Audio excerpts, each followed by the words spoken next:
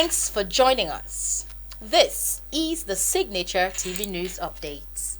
I am Brenda Etta. People's Democratic Party South-East leaders reject Anyanwu as secretary. Gunmen attack divisional police headquarters in Ebonyi and freeze detainees. And now, the details. Leaders of the People's Democratic Party (PDP) in the South-East has rejected Senator Samuel Anyanwu as the zone's consensus candidate for the position of National Secretary of the opposition party. The PDP National Vice Chairman of the party, Ali Odefa, had in a statement last week by his media aide, Moses Idika, announced Anyanwu as the zone's consensus candidate for the National Secretary of the opposition party. However, a member of the party who spoke to newsmen explained that no consensus was reached at the South-East PDP meeting held in Enugu on October 14, where Anyanwu was said to have been adopted. According to him, no decision was reached on who to represent South-East as National Secretary. He stated that what transpired at the PDP meeting held on Thursday the 14th of October at Enugu, hosted by Governor Ugwuanyi, can best be described as a stalemate, adding that the meeting certainly didn't select Sam Daddy Anyanwu to represent the South-East as PDP National Secretary.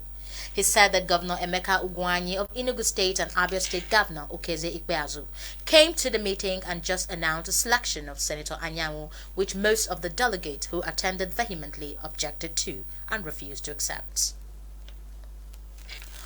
Unknown gunmen have attacked the divisional police headquarters situated in Ohaukwu local government area of Ebonyi State and freed persons detained in the station. The incident, which happened on Monday morning, plunged the area into chaos as residents and officers camped for safety. The spokesperson of the Ebonyi State Police Command, Loveth Order, confirmed the attack to newsmen. She said the command has sent officers to the affected station. According to reports, operational vehicles were also set ablaze by the hoodlums, while some officers sustained bullet wounds. The indigenous people of Biafra, IPOB, on Sunday rejected dialogue with the Independent National Electoral Commission, INEC, warning it not to drag its name into the November 6, 2021 Anambra State governorship election. In a statement by the group's media and publicity secretary, Emmanuel Powerful, stated that it has no interest in the Anambra State governorship election and as such will not entertain any dialogue being planned by INEC. Emeka described a statement by the Nigerian police that it is coming to Anambra State for the November 6, 2021 governorship election with 33,000 personnel and 8 helicopters as laughable, saying that the implication of that statement by the police is that they do not want the election to hold. IPOB also said that it is an insult for it to dialogue with INEC when it cannot dialogue with Nigeria as a country and its government, saying that as far as IPOB exists, it does not recognize the existence of INEC. The statement from the police IGP, according to him, shows how prepared Nigerian police is to kill the people of South-East. Mr. Uche Secondus, former national chairman of the People's Democratic Party (PDP), on Monday said he has no intention of withdrawing the case challenging his removal from court. A Rivers State High Court had recently restrained Secondus from exercising the functions of the national chairman of the PD. The judge, Justice Ogbasam, who gave the order, also approved the suspension of Secondus as a member of the party, pending the hearing and determination of motion or notice for interlocutory injunction. However, a statement by Secondus's media aide, Mr. Ike Abonyi, on Monday said that he was in court to seek justice, as well as save the party from manipulations, vowing to defend himself in court if summoned. The statement disclosed that Secondus was not in court against the party, but was dragged to court by persons bent on hijacking the soul of the party, stating that the party leaders were aware of the situation and knew what to do to rectify the problem.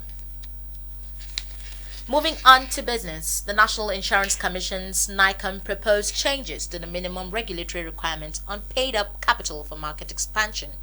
Some operators are concluding share capital increment exercise. Speaking on this, the Chief Executive Officer, Agza Mansad Insurance, Kunle Ahmed, said that paid-up capital is a form of a corporate reorganization which involves making substantial changes to a company's capital structure.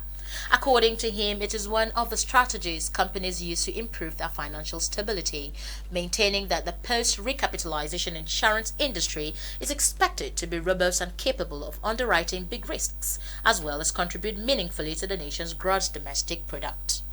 Ahmed applauded the support of the shareholders as the company seek to grow its capital and capacity to be more relevant to the economy. And on the foreign scene, a fire broke out in Kuwait's largest oil refinery on Monday, causing several injuries but no interruptions to site operations or petrol exports. Plumes of smoke rose above the Mina al-Ahmadi facility located on the Gulf Coast just opposite Iran, about 40 kilometers south of the capital Kuwait City, according to a photojournalist. The Kuwait National Petroleum Company, after initially stating that there were no casualties, later tweeted that there were a number of injuries and cases of smoke inhalation among workers. It said that those injured had received first aid at the site and are being transported to a hospital where they'll be in stable condition. The Mina al-Ahmadi refinery began operations in 1949 and is the largest of three refineries of the State Petroleum Company, producing about 466,000 petrol per day. Moving on to the world of entertainment, Blessing is on standby. Hello, Blessing. It don't happen. It don't happen. My baby, it don't happen. Hello, wonderful people. How are you all doing? It's Monday evening. I hope you guys are having an amazing time. Well, it's your girl, Blessing Adejo. Welcome to another exciting episode of Entertainment News. A Nigerian company, African Network Entertainment Limited, has announced plans for the premiere of its much-awaited reality TV show, The Residents Africa. The Quest edition will debut March 2022 with 24 contestants from Anglophone countries in Africa, competing for the grand prize of $500,000 in Naira, 206 million Naira. The Residents African reality show will promote African culture and air on local platforms for viewers globally.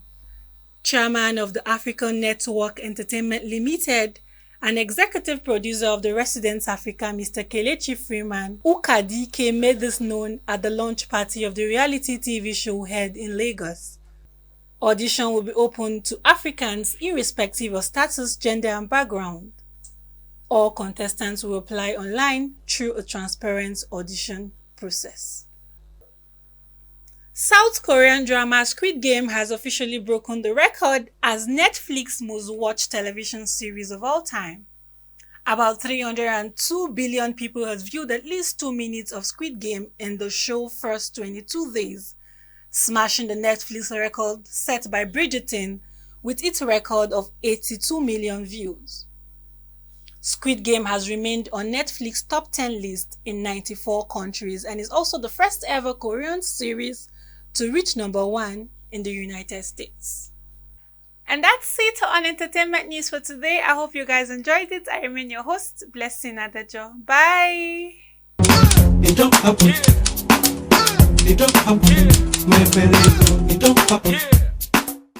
In sports, Napoli returned to the top of Serie A on Sunday after Nigerian international Victor Osimhen scored the only goal in a hard-fought 1-0 win against Torino.